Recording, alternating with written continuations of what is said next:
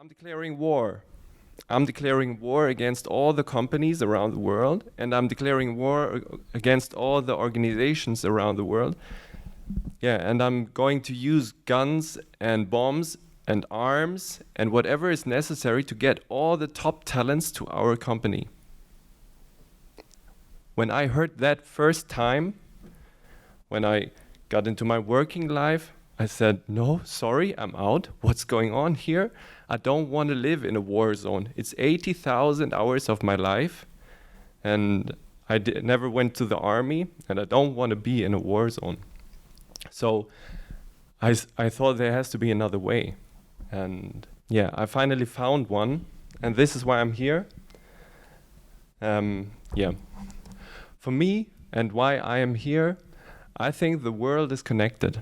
I think we are all living in a complex system where everything influences another thing. So maybe you've heard of the butterfly effect.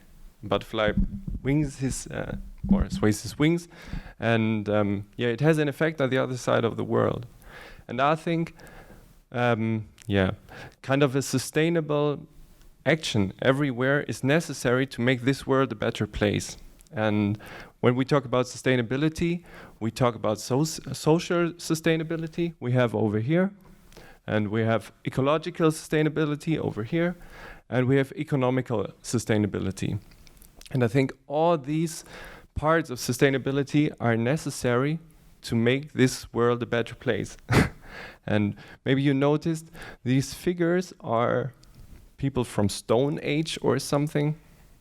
From my perspective as a psychologist, we live in a complex world since the complexity is raising or racing up, and it's getting more and more complex, but our minds and our brains and our bodies are more like Stone Age, and our needs and our emotions are made to live in a Stone Age world, in savannas where we hunt and where we have a kind of simple life.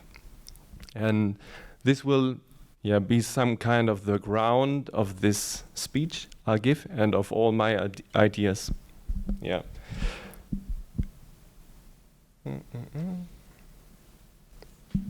I'll start with employer branding.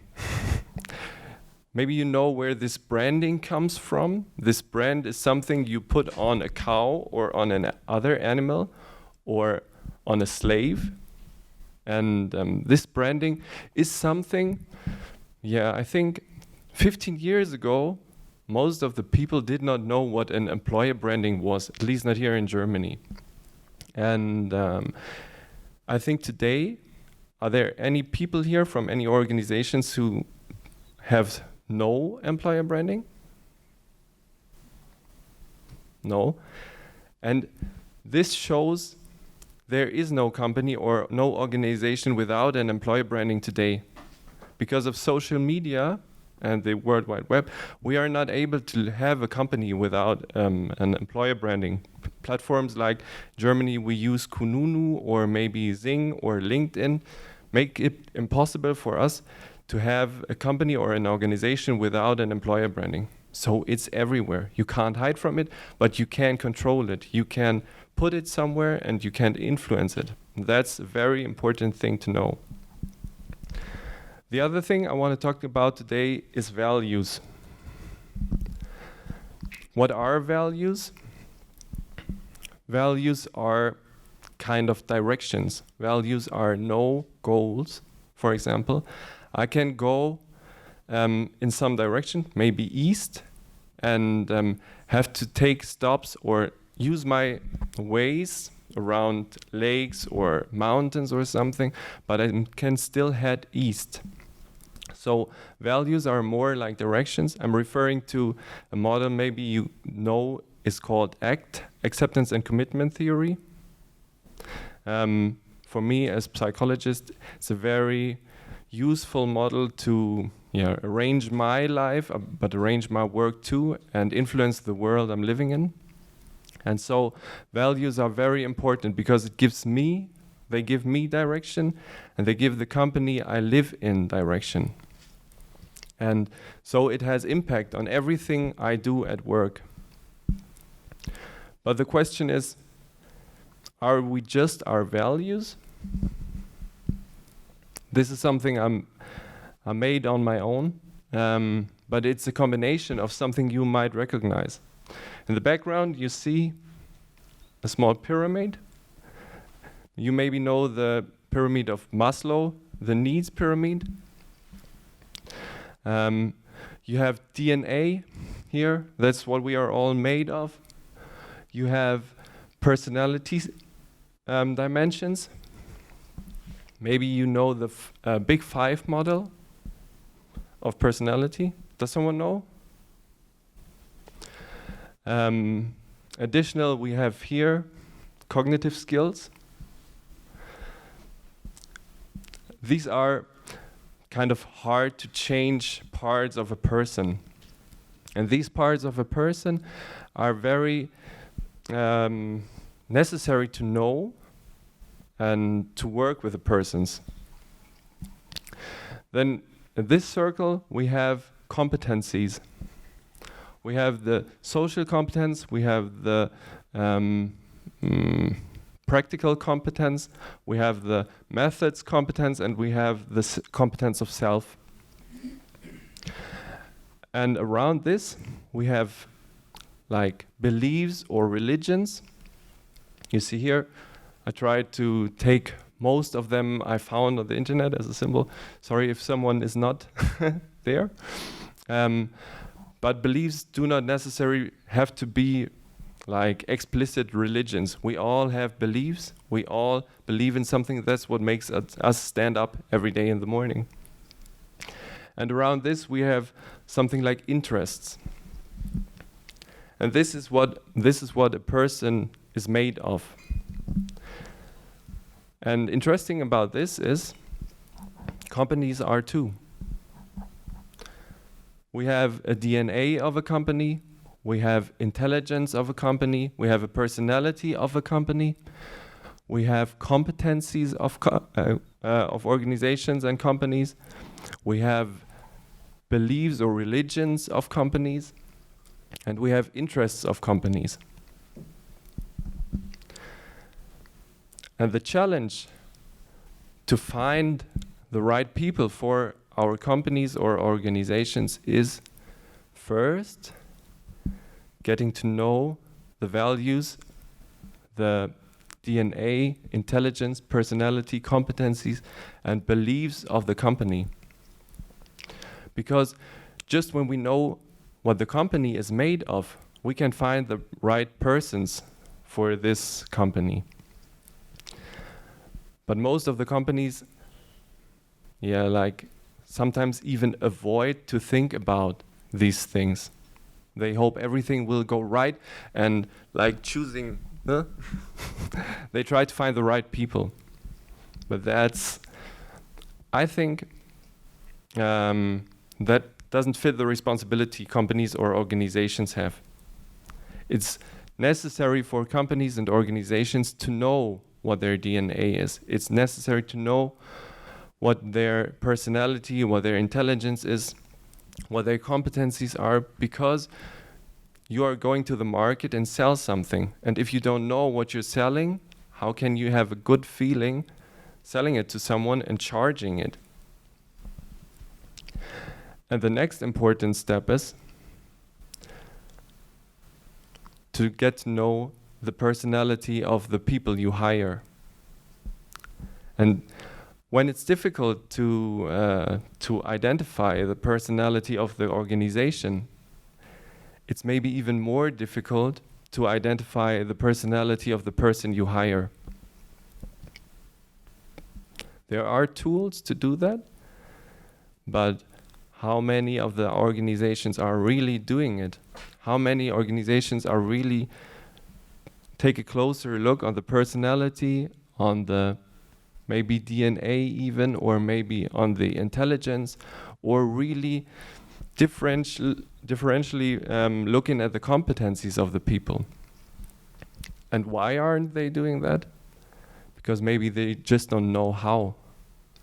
But it's very, very important, because, as I said, it's a kind of responsibility I am taken in my position to hire the people fitting to the company and find the right people. And only if I know that, what the company's person is like and what the personality of the applicant is like, I can say if it works or if it doesn't work.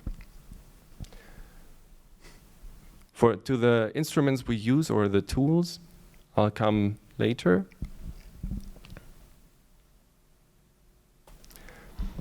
As a company or organization, we have like the power to plant a seed.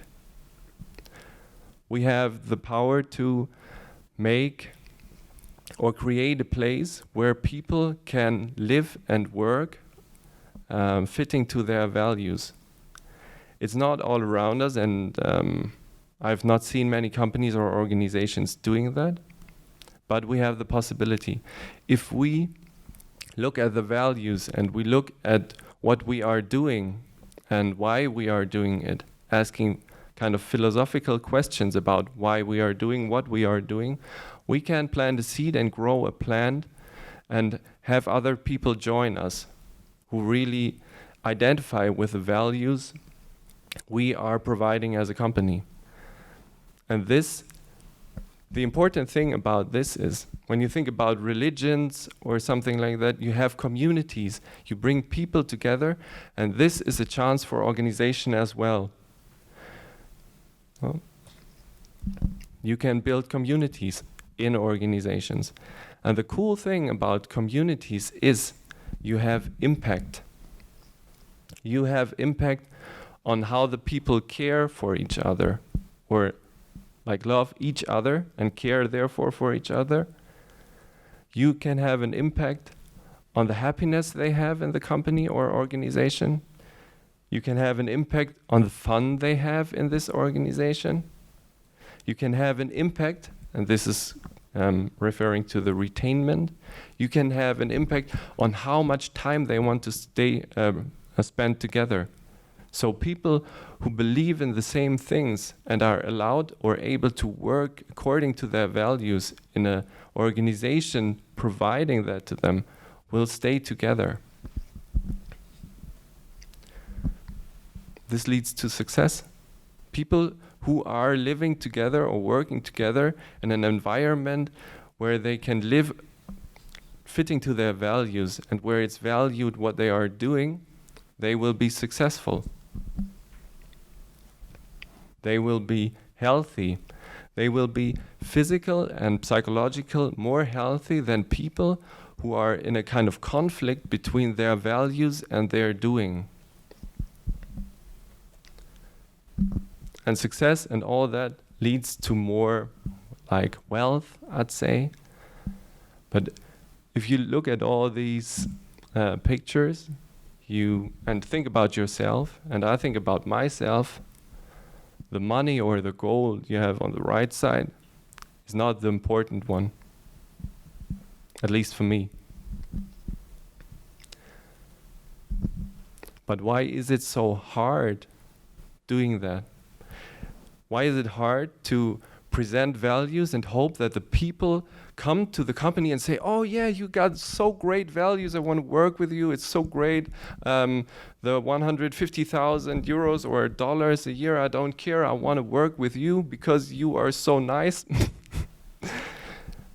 Yeah, I think as we all know, that doesn't really work. And why doesn't it really work? Because the world is full of attractions,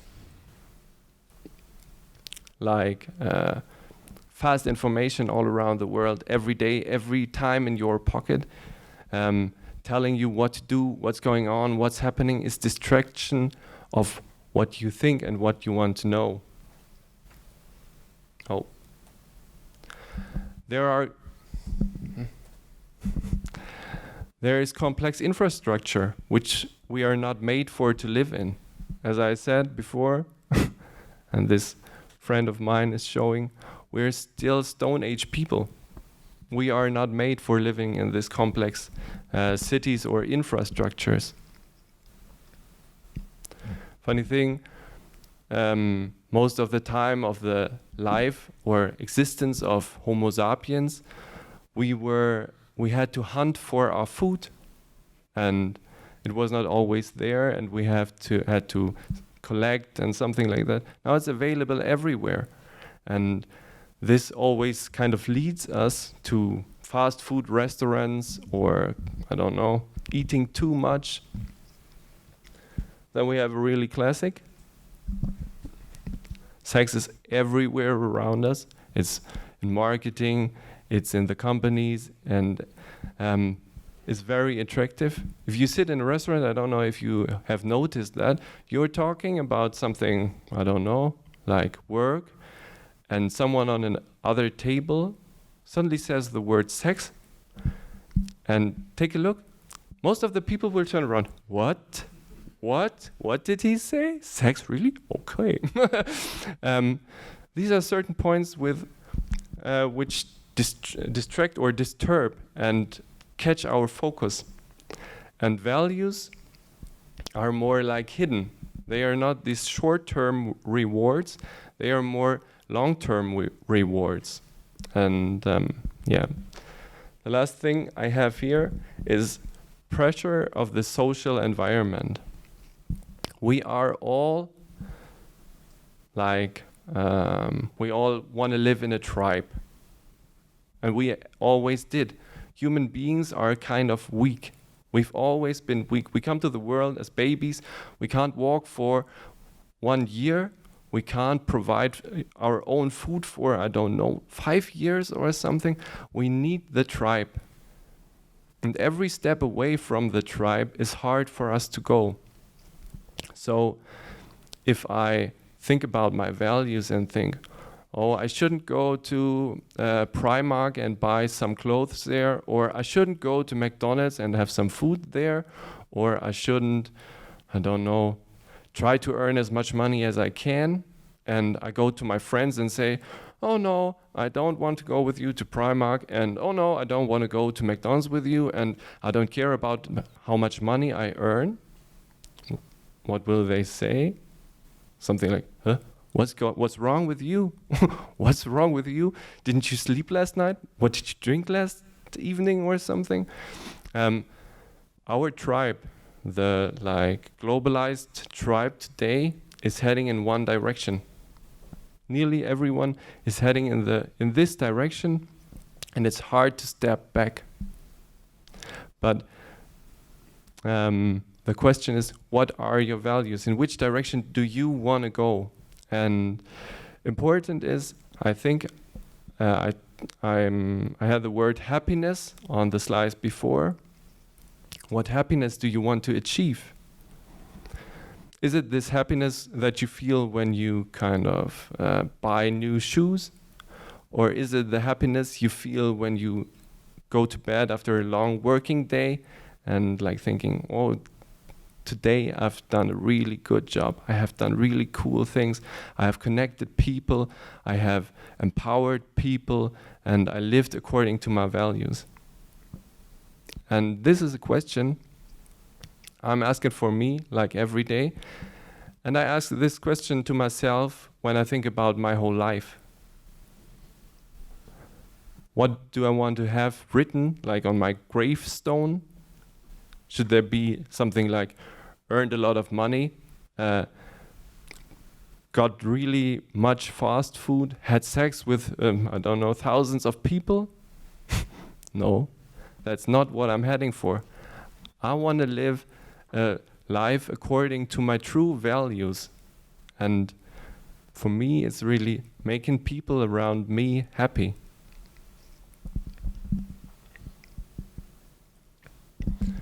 Another short term to the human brain. Some people describe it as system 1 and system 2. On the right hand, we have the system 1, which is the on the short-term rewards focused part. And on the other hand, we have the value-based long-term focused part. And our brain, as I said is made for a life in Stone Age, something like that. We have emotions, and these emotions are very, very, great. They want to protect us. Emotions like fear, emotions like happiness, emotions like disgust, they help us surviving in a world which is not as complex as ours is today. So we need to snap on our system too, to think about what do we really want to do, who do we really want to be, to live a life according to our values, because the world is so full of attractions. And what's the impact of value-based employer branding on attraction? I'm not sure if I would recommend value-based employer branding to every organization or company in the world. Because if you want to make fast money, and if you want to rise and rule somewhere, I don't know, employer branding based on values is hard work. Because you step out of the war zone of the war for talents, and you say, no, I don't want to fight with you organizations or companies, and I don't want, for example, the people I am hiring to feel like conquered. That's not what I want. I want them to join me because they think that they fit to the values of the company. And that's what we do at CCVOSSEL. I would not say that we are, on the first glance, like a super attractive employer, but we are working according to our values. And this is what we present every time or every moment we go out or even are in the company, to make sure that the people know why they are here and why they want to work for us. At CCVOSSEL, we are the first sentence when someone applies for a job at CCVOSSEL, we say, okay, this is kind of a hiring process. We will get to know each other, and you will get all the informations you need to make a good decision. And we want to get all these informations about you too, to make a good decision. And the good decision, even if the people we are talking to are high professionals, is not always to work together. Because we need people who join us because of our values, and we need people who like the vision we have at CCVOSSEL. And the good decision can be, no, I don't want to work with you because you're heading in another direction. You have other values than I have. Or we say, yeah, you're great skilled, but we can't work with you because you are heading in another direction. It wouldn't be satisfying for you or us to work together. And that's okay. It's a good decision. Good decision for me is when you know why you decide like that. How we do that at CCVOSSEL? We have personality tests. We use the Big Five model. For those who are more into it, we use the Neo-PER to check the personality of the persons, to see if it's directed in the way CCVOSSEL is heading. We use an intelligence test to see the potentials. Though, intelligence tests, they were of the, I don't know if it's the right word in English, Holy Grail, Heilige Gral in German, for predicting working success. In fact, they are not really, because they can, you can look at these values and say, yeah, this person is probably able to work great, but you're only measuring kind of the muscle of the brain. You're not measuring how professional the person uses the muscle. So if we are talking about intelligence as an important value or important part of your diagnostics, the more important part is even rational thinking. And we are, it's kind of cutting edge of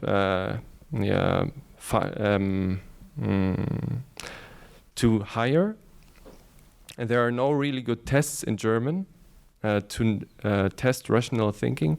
But I think, or for us at CCVOSSEL, we are going to implement this on our hiring process. Yeah, very close to that. Maybe I've said or mentioned it before. If you know this ACT model, there is a core part which is called psychological flexibility. And I think it's quite close to this rational thinking. And we are going to implement this in our hiring process. And and from the beginning on, we are talking about our culture of the company, so that the person who is applying for a job at the company can check if this culture is fitting. And we ask many questions about what's important in the life of the person who applies for a job at CCVOSSEL, to get to know each other very well, to make or to be able to make a very good decision in the end.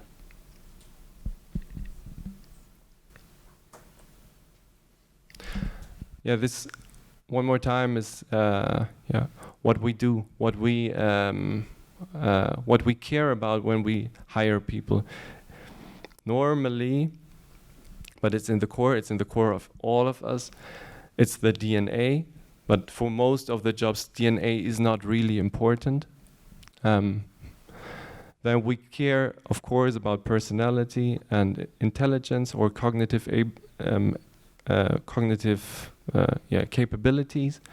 Then we take a close look at the competencies, and these competencies are very important.